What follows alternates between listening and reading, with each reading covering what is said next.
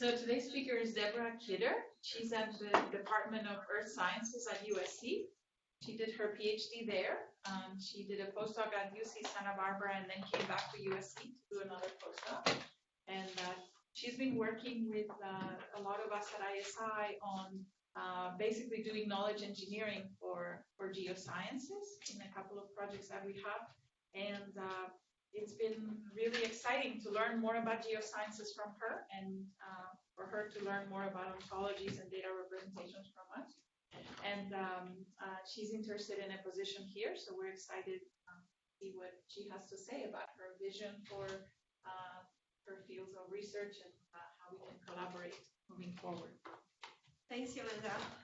So as Yolanda mentioned, a little bit different talk. I'm actually going to tell you about my field, which is paleoclimatology, and how actually doing work with computer scientists here helped a lot with the field and bring it into kind of 21st century technology. So briefly, I want to give you an introduction on paleoclimatology, especially to introduce some terminology that are going to be used elsewhere. But the idea of why studying paleoclimatology is we're kind of answering that question, has climate changed in the past? And if so, how much, how fast, how often, and why? And we're not doing this just for fun. It's actually the idea of trying to put this into the context of the current warming trend. So this is the infamous hockey stick graph from Mann et al. Back in 1999, where essentially there was almost no change in temperature or decrease, and then an upshoot right after the Industrial Revolution. So this is the idea of how do we actually get those global studies done, and this is where I'm going to take you on that journey with me.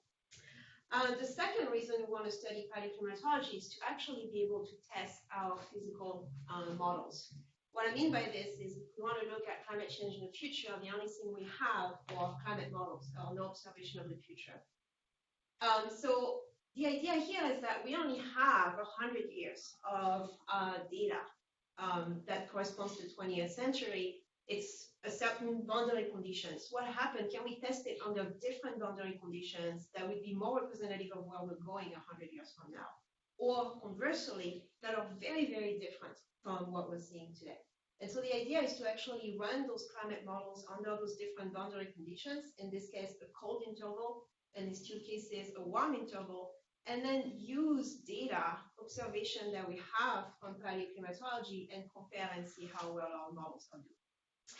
So this is kind of the goal of paleoclimatology, but it faces some significant scientific challenges. The main one is actually the fact that we're not recording environmental variables directly. I've been talking about temperature, but there's nobody there 20,000 years ago telling you this was putting a thermometer and telling you this is the temperature. So we rely on that concept of climate proxy. Let me indicate proxy means it's a stand-in for the environmental variable of interest. So how this works? Essentially, the only thing you have left in the geological past are those proxy archives. So in this case, I'm showing you the example of a marine sediment. You go on a boat, you can actually core. Things you might be more familiar with are wood or ice. And what you do is take it back in the lab, and you can actually make measurements on that archive. And this is what we call the proxy observation. So in this case, I was particularly interested in measuring the magnesium calcium ratios. And then this is where the fun starts. You have to relate that observation to the environment somehow. And usually what happens, or actually what happens, not usually, is that you have a sensor, a proxy sensor that senses the environment, incorporate that observation that you're measuring on the archive. And that system, the proxy archive, proxy observation, proxy sensor, is what we call a proxy. So to make matter more complicated is that you have many proxy archives. I'm just giving you the example of one, and you can make many more proxy observations on those proxy archives. So essentially, we don't have a big data problem. If you look at the data set themselves, there are a few kilobytes, but we have a broad data problem in terms of being able to describe the data sets in enough detail that they can be reused. And that brings a second point, is that we have a very long-tail approach at getting records. What I mean by this is if you think about like a physics or even satellite-based climatology, there is a big center somewhere with a lot of scientists, and all the data is collected by that center. In climatology, you have individuals, paleoclimatology, you have individuals actually making those measurements in their lab, and the labs have to be very specific because the measurements are done differently according to which archive you're looking at. And those scientists are responsible by themselves to actually archive their own data and giving the metadata associated with that data that they think is correct and what they need to be archived to be able to reuse the data. The second part of actually not being able to measure directly that makes it difficult is that the relationship between the proxy observation and the environment can be highly complex. So this is work that I've done only on magnesium calcium. And here in the past, people were interested in getting temperature out of it. The reality is it's not only temperature, it's salinity. It's also considering how saturated the ocean is in terms of like how acidic it is, because those are calcium carbonate shells. If you put them into an acidic solution, they're going to dissolve and you have nothing left. And again, you have only one single measurement now for things that you're trying to account for. So you get really quickly into underdetermined problems. So this is only for kind of this part of my system, but I have the other two parts to consider. And this gets into the concept of known unknowns. We know we have to actually model some processes that can affect my temperature signal, but we don't know how well to do it. So this is a quick example. This is actually a CT scan of a marine sediment. We're basically looking at it like this would be the present, this would be the past. I don't know if you can see it very well, but see those striations? These are worms that are essentially burrowing into the sediments, mixing the signal for you, and then somehow this is what you have to work with, those mixed sediments. It's not a recorded signal. And this is a movie. It's actually in 3D. The worms doesn't go in the 2D dimension, so you have to actually take this into account. We know it's a problem. Accounting for it is actually very difficult. The last thing that makes paleoclimatology difficult is that you're actually looking at one location through time. And if you're lucky, people have worked in your area, so you have other records to compare to, but you're basically putting blinders on in terms of what happens in the rest of the world. So try to think about it in the context of today. If the only record of temperature we had was coming from Southern California, and we would be trying to infer global temperature change. And that's actually the problem.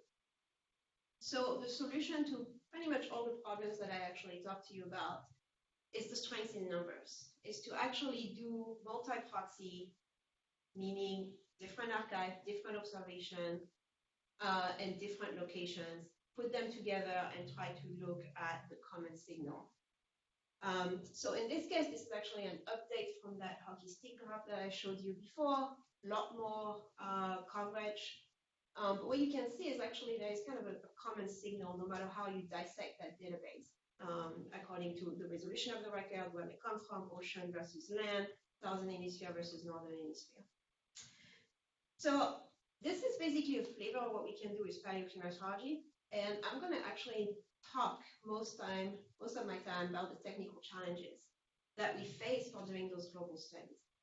And what I'm going to do is actually walk you through a problem that I would love to be able to work on that I've started back during my postdoc at UT Austin, which is looking at whether or not the periodicities that we see in some of the records that cover 0 to 10,000 years ago that we call the Holocene actually are robust in terms of the uncertainty that we have in those proxy records. And if so, is that variability driven by the sun? And the reason we want to do this kind of studies is we kind of want to understand that low frequency variability because it might have an impact in the 21st century, and we want to understand where it comes from. So what I did back in 2014 is I used to work in a lab, not just data, and I used to actually make analysis. So this is only one core. This is the problem. I have only one core, one location, one proxy observation, one proxy archive, but two different sensors, which is why you have different curves. So how do I make this global? Ideally, if I were to do this, what I want to do is to be able to gather all my data into a single database. And for this, I would need information about time. So remember, this is just a sediment. Somehow you have to align each horizon, each depth to an age. That's the first part. And I also want to be able to get temperature record out of it. And then what I want to do is go straight to my analysis software that would actually give me that age modeling, so that depth to age relationship in my sediment. spectral analysis, which would give me the robustness of the periodicities, as well as phase if you do cross-project analysis. And I want to visualize my result. Should be simple. It's not.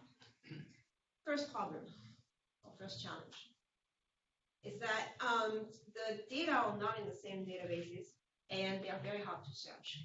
There are two main databases for paleoclimate data. The first one is in the US. It's with the National Oceanic and Atmospheric Administration, NOAA. They have a paleoclimatology branch that's responsible for actually gathering data that's in the US. And the way it started was basically send us whatever you want, in whatever format, with whatever information, and we'll take it. And this is a state of affair. And the second part is Pangea from Germany, who is a little bit more structured, but it's kind of the same idea of like, you can actually give us whatever you want and we'll take it. If you're lucky, the data you're looking for are in the databases. If you're unlucky, and that happens quite often with chronological data, the data is actually in the journal itself. It's with the paper, it's a table, and you actually have to go and dig it out. So that's the first challenge. The second challenge comes with data transformation. You're going to spend about 80% of your time doing those global studies, getting the data, cleaning it, and making it into a format that your software can read. The last part is actually very few open source data analysis tools. The reason is like not a lot of people want to be working on paleoclimate records, and I'll get to that in a minute why. And also the few that do either don't actually share the software because they don't see the value of sharing the software. That's coming up. But also the fact that we try to reuse from other disciplines and then just cite the papers from the other disciplines, but we actually did a lot of data transformation and a lot of changes to it. So those are the three challenges. And how did we get here? Essentially, the idea that we all, when you actually talk to people in the community, that consensus that we're lacking standards without having a good sense of what we mean by standards. But I'm going to give you an example. So this was another study I was involved in where we tried to do a global analysis on setting a course. And my job was to actually get onto those databases, gather all the data, clean it so that they could use it in their algorithm. Total time, 1.5 years for a 2-year project to be able to do this. Why? These are two files that I just got from that database, and I'm going to zoom in on it. But the first thing that we're missing is a conceptualization of how to represent the data itself or the data set itself. So I'm going to zoom in on this, but this is essentially, if you're lucky, this is how it's going to look, where the information about the variables about each column is going to be shown in a line of text in Excel. That's one solution. The second person that actually tells you that it's column 1, column 2, column 3, but it makes it very hard to read, which makes it very hard to search. And if you're a person, it also makes it very hard if you're not very familiar with the field. The second problem that we have is that there are no guidelines on which data, metadata to report, those standard practices that I'm going to talk about. And that makes it particularly hard on whoever is reporting the data because they have to decide what they think you in the future might need to be able to reproduce their science. And the last part is that we have no standard value format. So again, I'm going to zoom in on those two studies. And the first thing I want you to look at is that delta 18 notation. Without getting into the details, that's basically how you would see it written in a paper. In most databases, you're going to see it as that delta 18 right here, or delta 13, written this way. Or you're going to see it spelled out completely, which means when you're actually searching those databases, you have to, in advance, know how many ways somebody would actually write this, and then search for every single variation of the term. That's the only way you can actually get all the data. The second problem that we have is even things that are the same concept are reporting differently. So in this case, that concept is time. This particular investigator decided to just give you the units. And if you're in the field, I can tell you exactly what year BP means. BP is before present. And here you're lucky, they told you before present is 1950. Or they can actually report it this way, which is age, which is the concept of going positive backward in time. And the units are million years. And again, you have to assume it's BP and present is 1950, and that's not in the file. So how we can actually manifest a better future for actually doing this work? And if you ask paleoclimatologists, they're actually going to tell you something that's straight out of Star Trek in the 21st century, where you would actually just be able to sit and pose a question to the computer, which is to search for records that represent sea surface temperature with time code 0 to 10,000 BP and run spectral analysis. This is what people want. The reality is that needs a lot of understanding of context, but we're getting there. If we actually look at that sentence, I can divide it into 3 goals that I can actually look at today. The first is to search, which means I need to have a data catalog that I can query very easily. I'm going to skip ahead, and the last one is to actually run the spectral analysis, which means I need to have an analysis software that somehow is compatible with the data catalog. And in the middle, this is where you have your context, which is essentially all the standards that you would need to query the database and then do the analysis. And those are the metadata standards that are the glue between the data catalog and the analysis software. And this is essentially what we were trying to do with LinkedEarth. Actually, I succeeded to do with LinkedEarth. So LinkedEarth, I wasn't alone.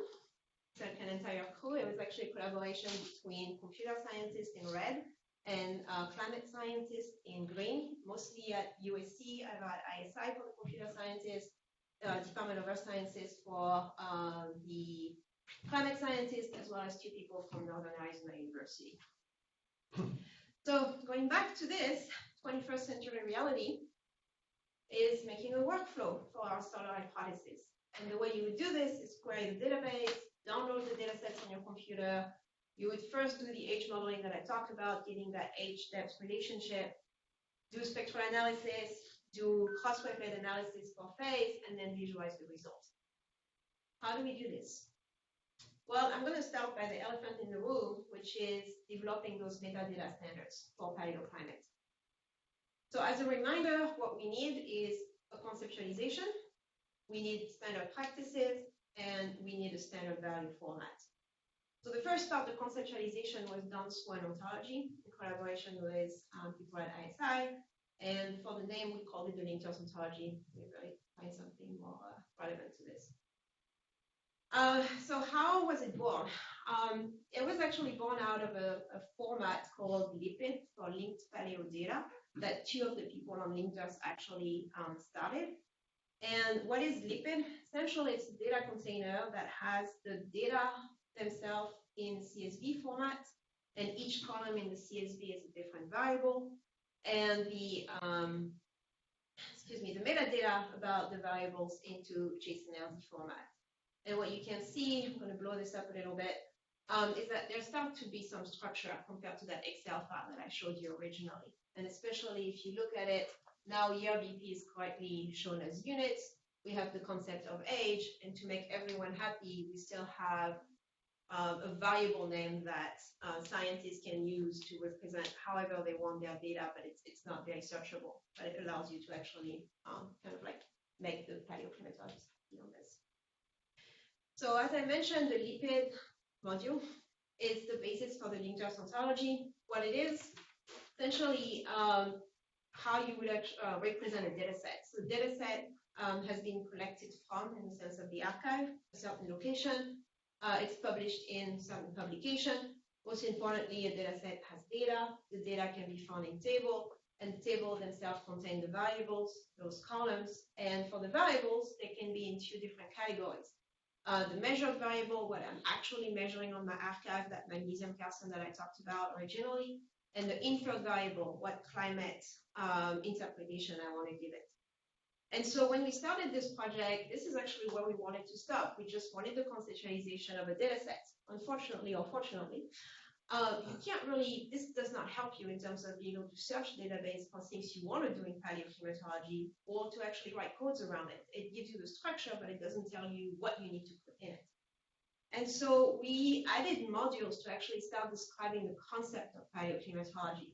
So the first concept is that measured variable, that proxy observation that has a proxy system. From the beginning of my talk, a proxy system is consisting of a proxy archive. So we have a proxy archive module, a proxy sensor, and proxy observation. So these are additional 3 modules that kind of describe that proxy system. The second part is to actually describe the input variables, so in this case, temperature, precipitation, the climate index, what you would actually want to, in the end, reconstruct. And the last module is actually how we get those measurements, like the instrument module. And this is actually important in paleoclimatology because that kind of gives you clues about how the data was collected.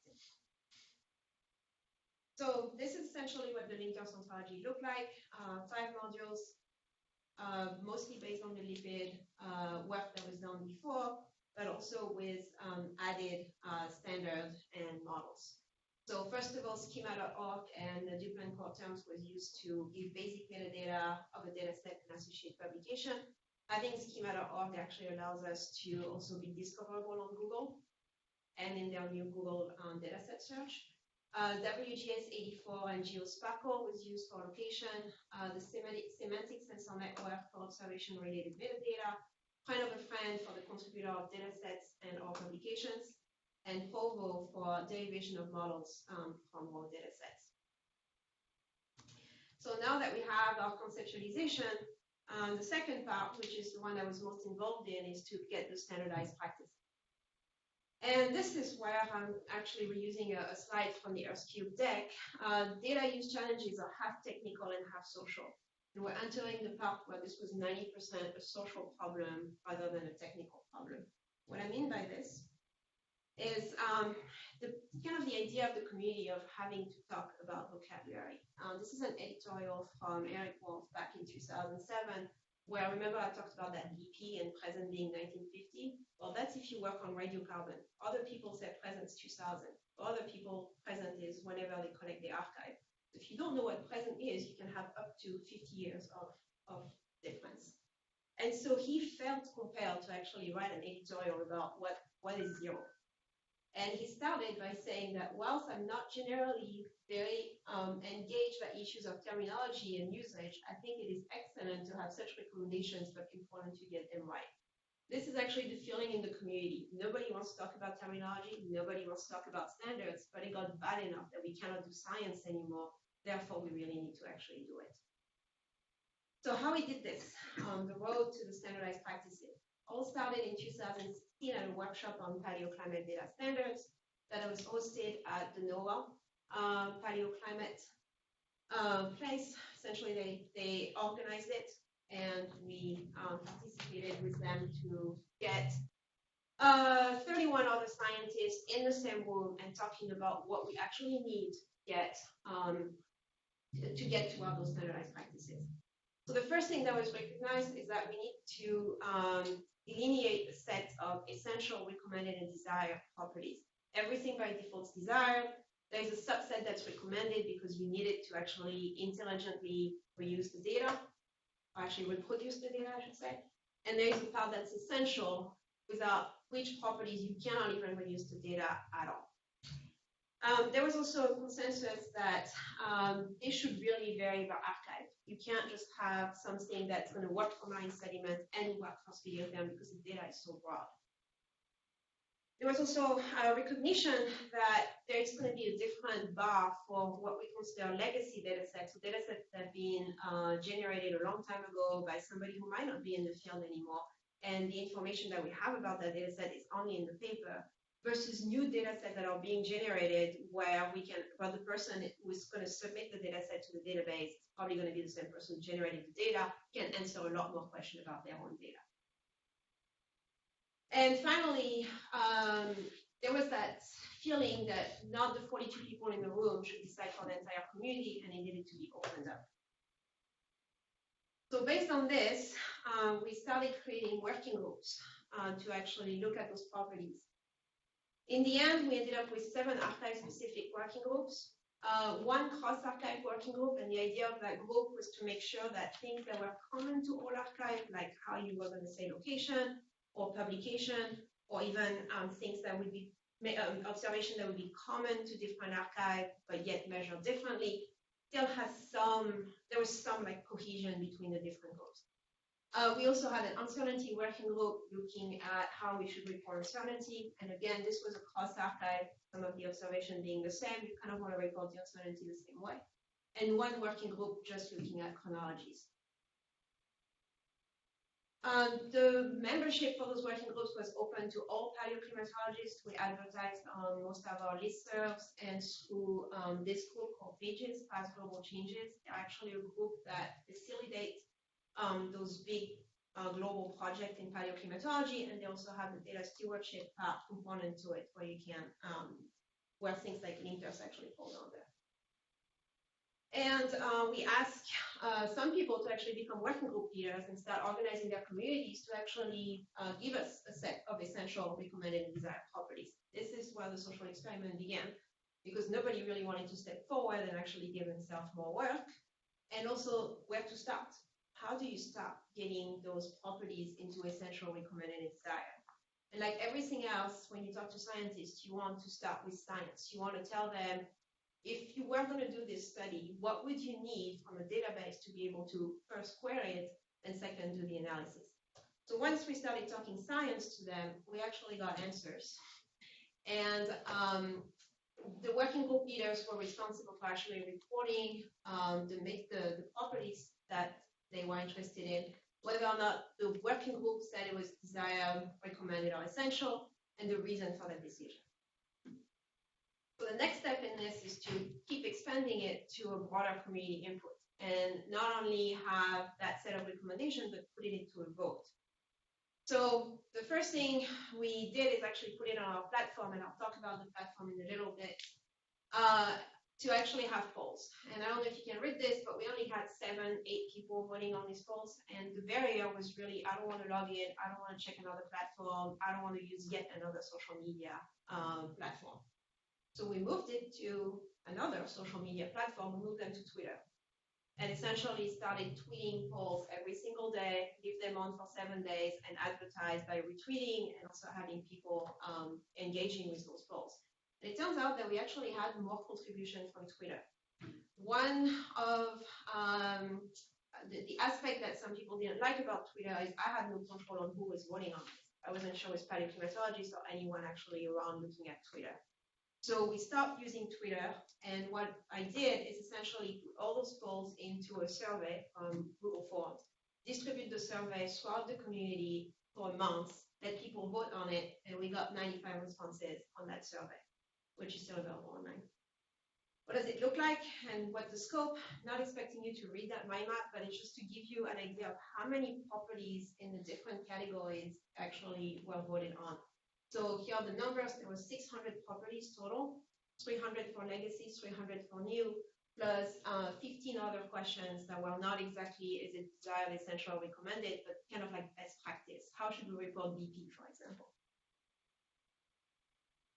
So something that's actually a little bit more readable, it's the mosaic plot between, for the new data set, the legacy data set.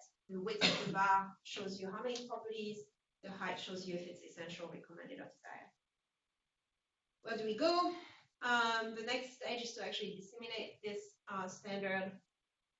In the dissemination phase, or actually in the participation phase, one of the carrots that we gave people to participate was if you voted, if you were in the working groups, or if you took the survey, you would be made a co-author on the paper. So this is a paper I'm still working on. I have 141 co-authors working on this. Basically describing the process and describing the standard. In terms of getting it through the community, we're going to do it through our own platform, and I'll get to this in a minute, but also with our partnership with NOAA. Again, this is one of the central databases, and also Pages. And this is still in the works. So we have our standard of practices. The last thing we need is the standard value format. I'm not going to spend a lot of time on this, just to let you know it's only concerning those 6 modules that look at the concept in paleoclimatology. This is not work that we did. This is work that was actually done in collaboration with NOAA. And as of this morning, they finally got a link if you actually want to look at it in terms of looking at their thesaurus. And the idea for us is to now reuse those terms.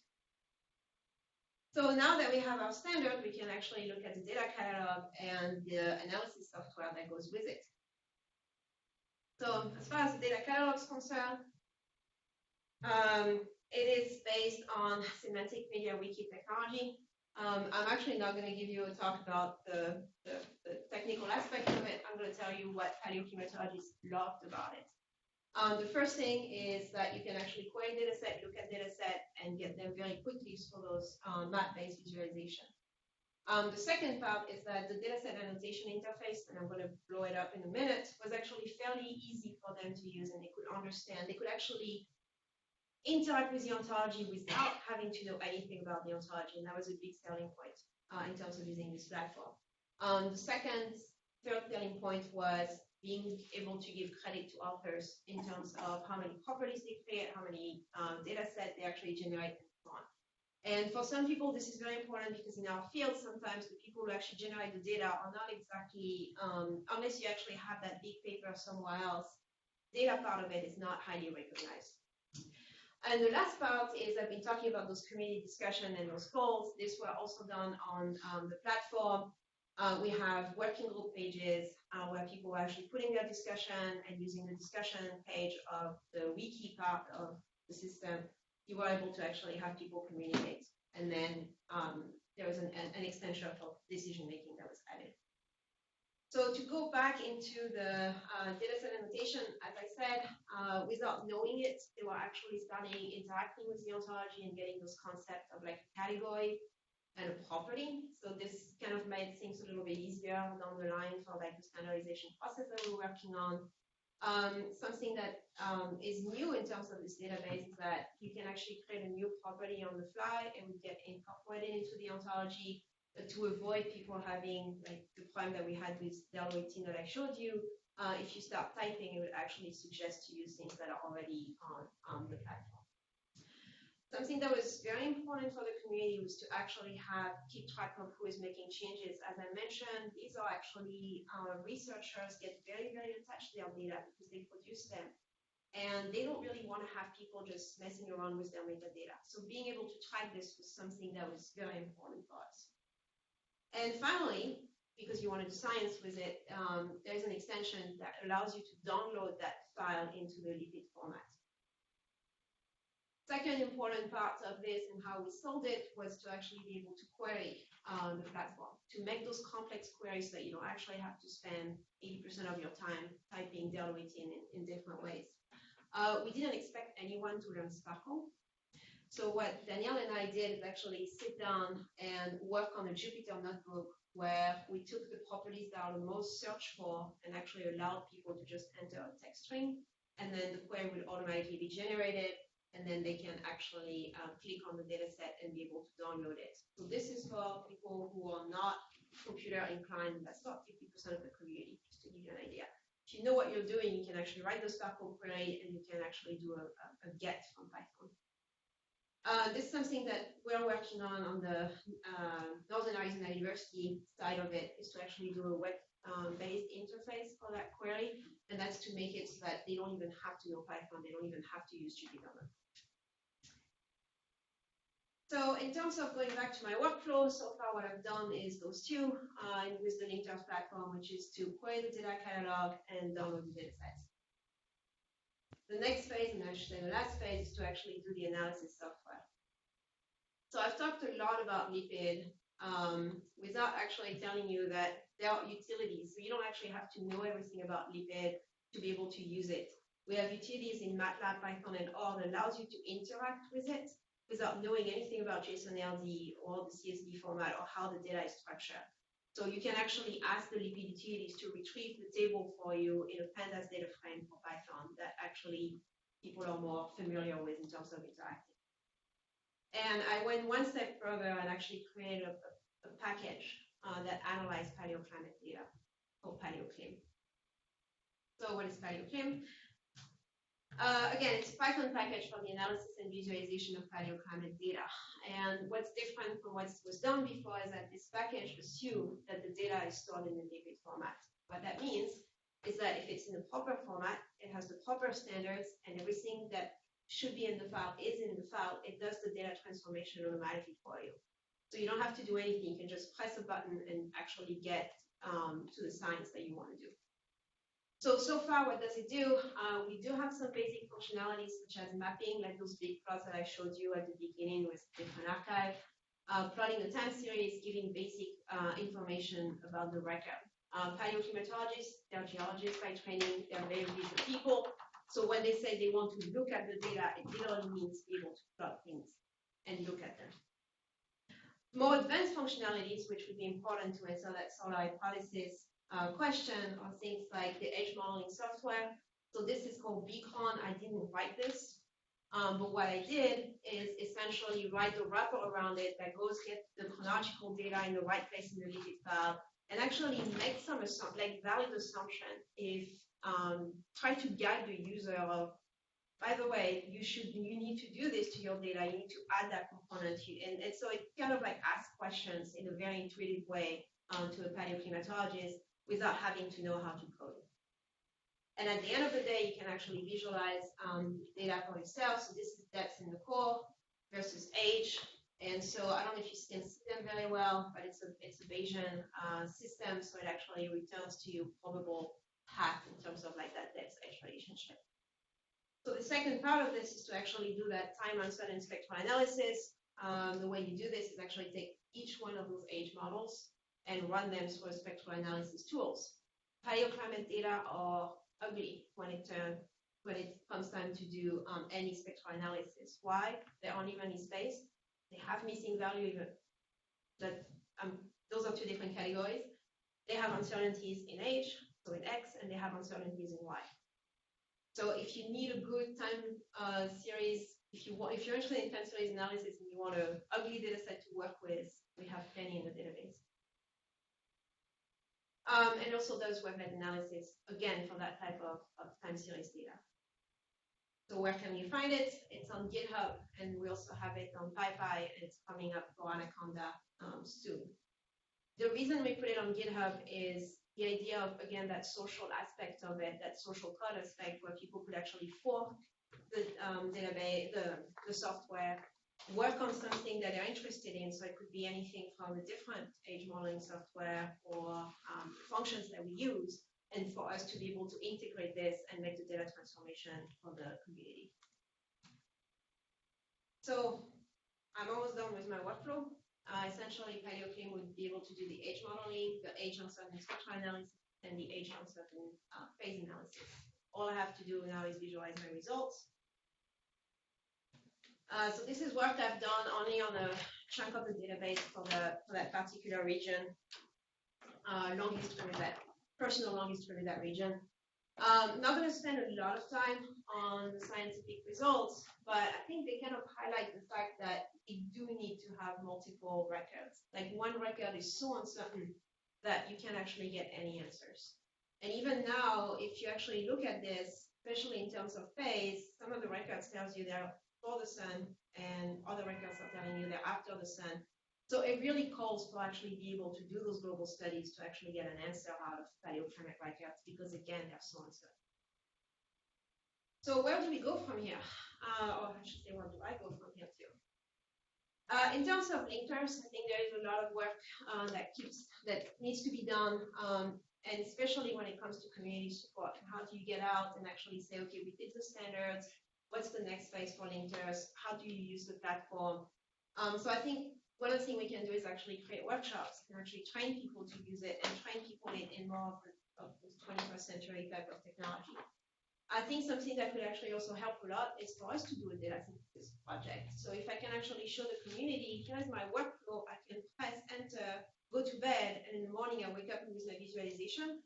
A lot of people are going to be interested in actually participating more. So that's more on the climate side of like trying to get those projects going. Also, at some point, we're going to have to expand the ontology first and the database to include software, so that the software stays with the data. Things like Paleoclim stays with the data. So this is for linkers. In terms of me and data science and paleoclimate, that's something I'm actually very interested into looking at how we can actually benefit from advances that are being done by people here in terms of paleoclimate. And that would go into time series analysis. As I said, those things are ugly. And so getting a lot of feedback from you or anybody interested in working on those time series analysis, that would be fantastic. The second part is hypothesis testing. So in climate, we usually have 3, 4, 5 different hypotheses that we want to test. And so far, the way we've been doing it is a frequentist approach and reject or accept the null. Fortunately, because the data is so uncertain, what we really want to be doing is kind of a Bayesian analysis of considering the data, considering your uncertainty.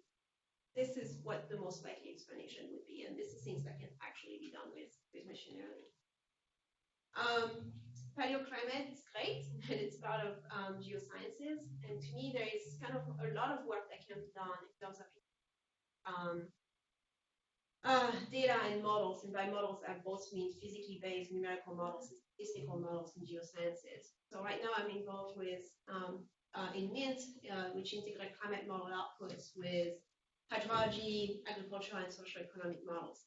And that's fantastic. It's a great first step. This is basically the water, food, not energy yet nexus. But I think there is a lot more work that can be done in geoscience and data. And in terms of what's known as catastrophe modeling, what happened if there is an earthquake in LA? And this is actually his model because this is actually how people kind of like look at your building and say, this is how I'm going to build a building.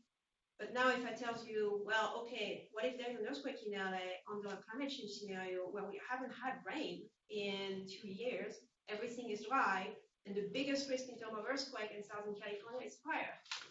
Then what? And those scenarios are so complex that they're actually not taken into account. And I think this is actually a great opportunity to be able to do things and work like this. The last part, and I think this is more like an open problem in geoscience, has to do with education. I'm talking about actually giving lecture. I'm talking about educating the public in terms of what are the risks for them. And we are not doing a good job at the geoscience community. And the reason is because we don't have the bandwidth and we don't have the knowledge to actually make those healing visualization that you can actually do in computer science. And I think that's something that already needs to be done. As far as my own interest, I'm also interested in the social aspect of change in terms of how did we get to the point where 40% of the US population is denying that climate change could be actually anthropogenically driven. And also what can we do to change it? If you actually go on Facebook and Twitter and look at some of those climate tweets, it actually gets to a point where you're looking at people sending death threats. This is actually why I'm not using Twitter as much anymore. I've got a few. How did we get here? How can we change the public opinion? What can we do about this? And with this, I'll be happy to take any questions.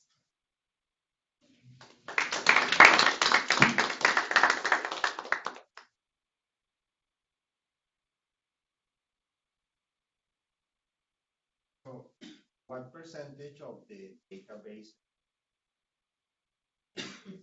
updated? Percentage I can answer on maybe on NOAA and Pangea. So first of all, there is going to be, in some instances, you're being forced to submit the same data set to both. Some of the data sets are on both.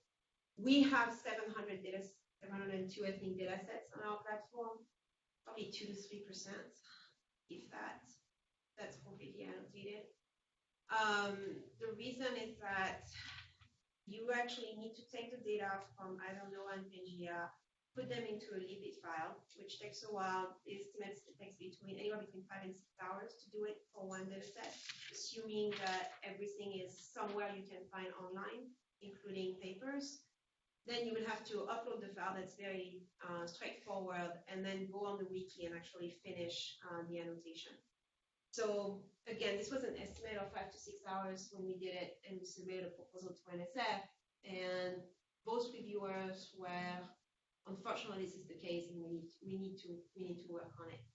Doing it automatically, if you look at the template, the newer, I should say, NOAA template and the newer Pangea template, there is hope, but again, it would take a while. Right now, the success rate of doing it automatically with NOAA is about 50%. How many organizations fund this kind of research? It's just NSF in the US and some EU organization. And a follow-up to that, have they considered requiring that people who receive grants to do this kind of work conform to your standards so you don't have to do it after the fact? So you mean paleoclimate purely or paleoclimate databases? Well, you can answer for both. Paleoclimate databases, I would say mostly NSF, EarthQ, geoinformatics to some extent, but it's defunded right now. I think it's coming back next year.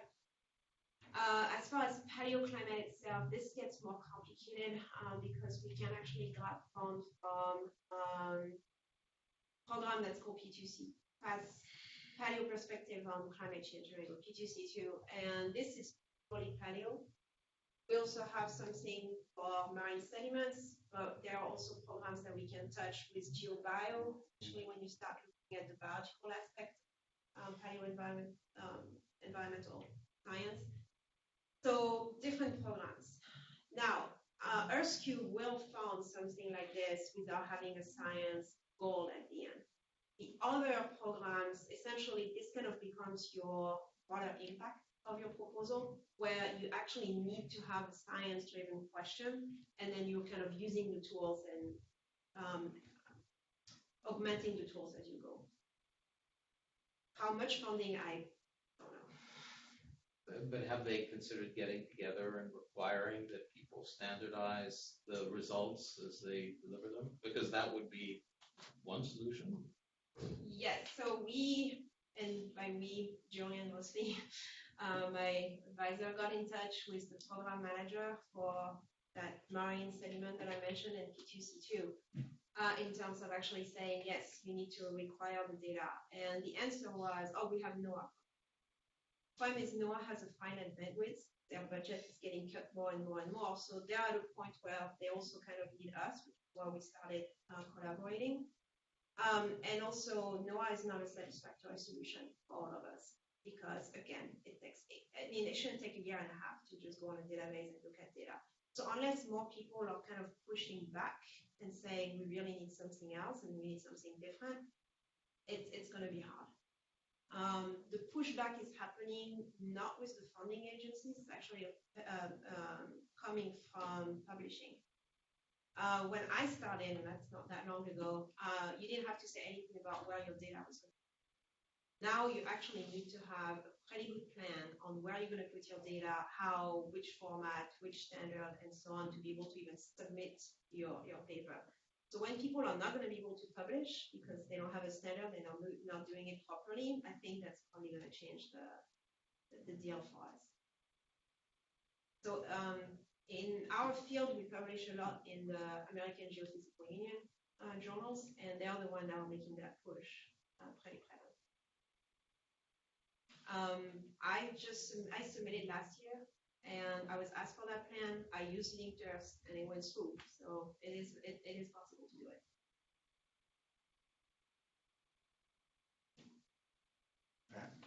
I mean, I have a related question. So, I mean, the sort of framework that you designed seems to me is like the Rolls Royce of frameworks, where the data is curated to perfection so that it can be used, and this is what makes it so expensive to curate and so expensive to develop the standard. So, how do you get every other field of science to also develop this standard? So my question is there a middle ground between the incredibly messy data that exists now and something where you don't hit this sort of monk-like experience of having to do this sort of very careful annotation, but still get 80% of the benefit for very little cost? Yeah, so this is what the essential, recommended, and desired part of it. So desire would be that Roswell. Everything else it's so essential. Again, this was coming from the community, and I know it showed like 65% of the property should be essential. This was actually kind of an eye-opener. I wasn't expecting this. I was expecting 20 to 30% when we started this. So that tells you that there is that kind of like will from the community to actually do it properly. It's a question of actually giving them the Rolls Royce and actually for them to cut time in terms of be able to actually annotate their data set very quickly, which is what that platform actually allows you to. We don't expect the people who necessarily generate the data to be spending all of their time doing this. I mean, they should actually be able to give you enough that you can stop, but we're also expecting the people that are doing those global studies to actually participate in this. So when I participated into that global studies that I showed you those 2 files from, guess what? I had to actually make myself a system that actually had all the metadata properties I was going to use and do it by myself.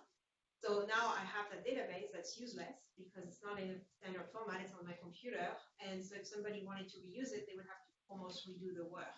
So this is kind of that intermediate step where if that had existed when I did that database, I would probably have used it because first of all, it was built. And second of all, if I want to do the work again 5 years from now, half of it is already done. So it's also putting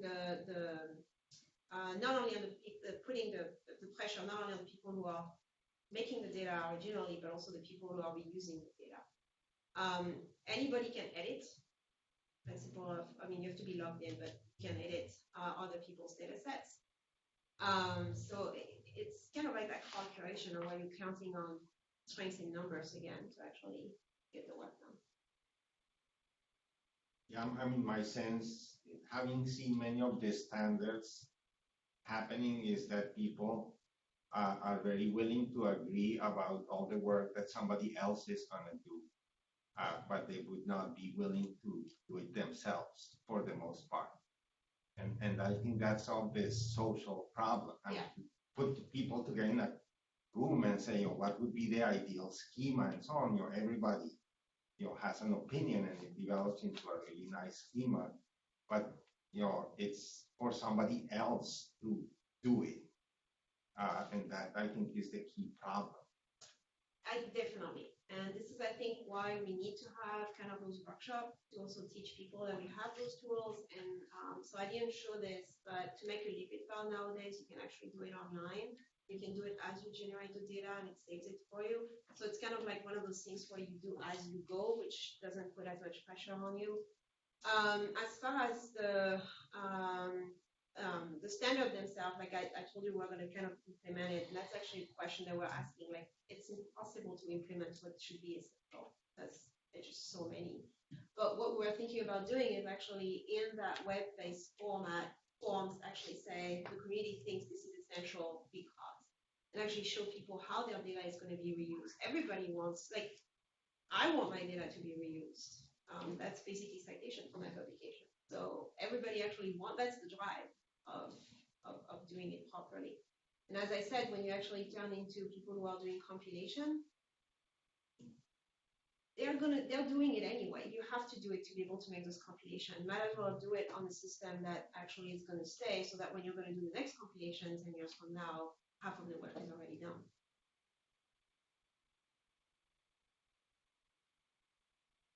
Very good.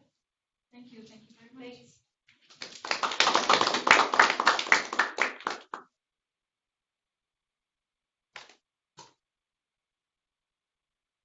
You know what? I thought it maybe wonderful. Well, we should get back to more regular meetings. When would you like to have more? See. I will go back to Tuesday evening. Does that work? So Tuesdays I try to have meetings